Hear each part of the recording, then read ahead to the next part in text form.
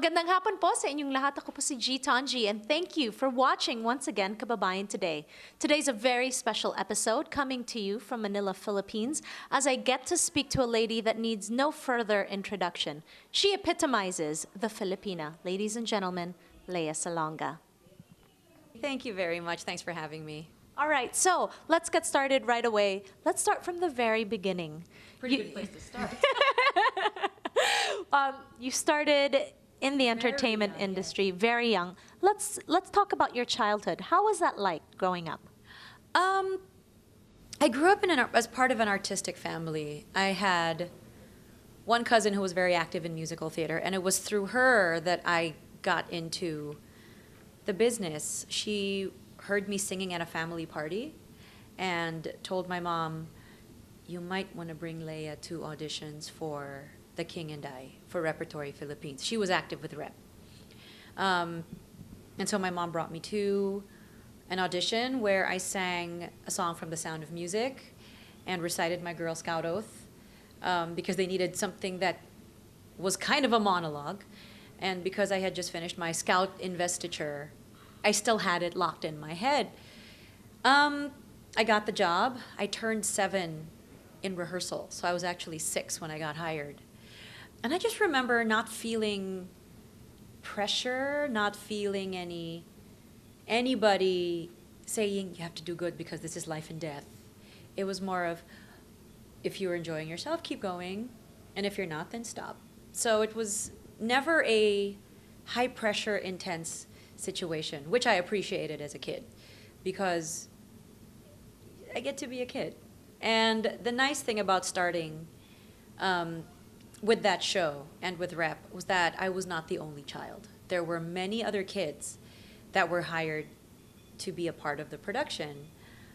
And so there was always running around before rehearsals if we got there early, and a lot of adults having to tell us to be quiet. But I remember always having fun being out on stage. I remember not feeling any stage fright, not feeling any fear. And because it was, when you're 7, you don't have any of those, you don't have that nervousness. It's just, you get out there, you have makeup on your face, you're in a nice costume, you go out, you feel the lights, and that's that. Mm-hmm. Being surrounded around such talented artists growing up, how has that impacted who you are as an individual? I don't know. I mean, when you're at a family party and all of a sudden people are jamming and somebody's playing a guitar, that becomes your normal. It's not strange when something like that happens. So I guess for anybody else that grows up in an artistic family, that becomes your norm, and it's like, okay. In the same way that if you're from a culinary family, people, bringing their A games at Christmas becomes then the normal. So it didn't necessarily feel like, and I mean this in the greatest way possible, it didn't feel like the most spectacular or special thing, because at every party that's what would happen. And I think a lot of Filipino families would have the jam session or sessions around a microphone with a piano or karaoke or anything, or stuff like that, because it's such a musical culture. How it shaped me, I guess, because that was the normal. It wasn't necessarily expected of members of the family to get into the arts, but maybe because I grew up around that, it felt okay to choose to be an artist. It never felt, I never felt like there would be a big blowout with my parents if I had decided to take an artistic path.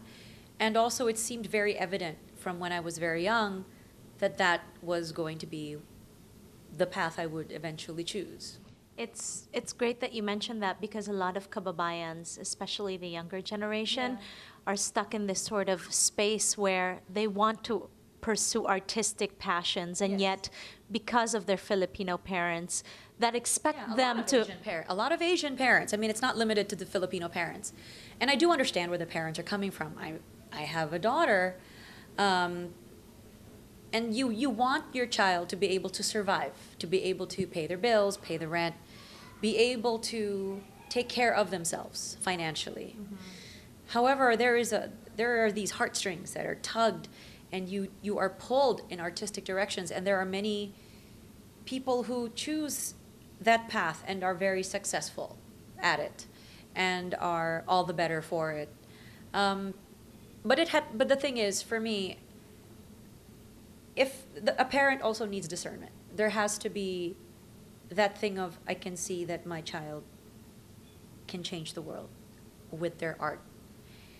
If you see that, if you as a parent can see that that is what is going to happen, and that this person has the potential to be this, this moving force in the world, then you have to, because God created them that way.